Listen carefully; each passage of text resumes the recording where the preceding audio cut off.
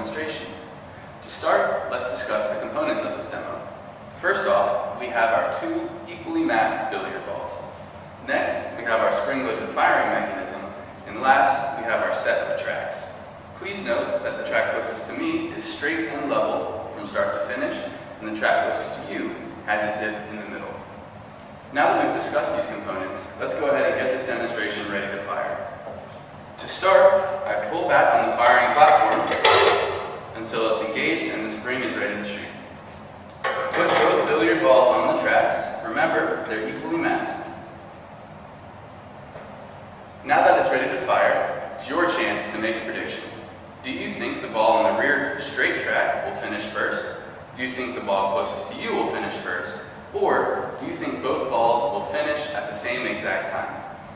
Think about the dynamics of this demo and make your prediction. Do you have your prediction ready? Let's find out which ball will finish first.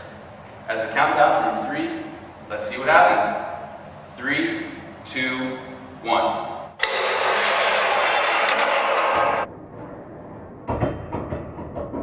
Was your prediction correct? We just learned that the ball on the front track actually finishes first. So let's discuss the physics of this demonstration. When I pull the trigger and release both balls, they're traveling with the same velocity. When the ball on the front track reaches this slope, however, it begins to lose its gravitational potential energy as it travels down the slope.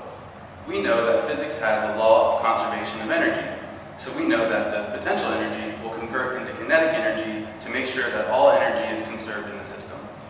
It's important to remember that kinetic energy is what gives the ball its velocity.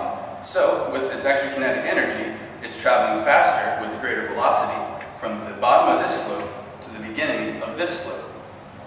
When the front ball reaches this upward slope, that extra kinetic energy is converted back into gravitational potential energy, and it returns to the slower starting velocity.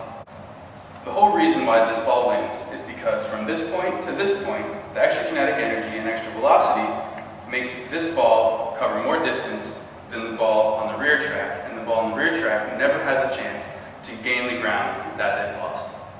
Now that we have an understanding of this physics, let's go ahead and watch the demonstration one more time.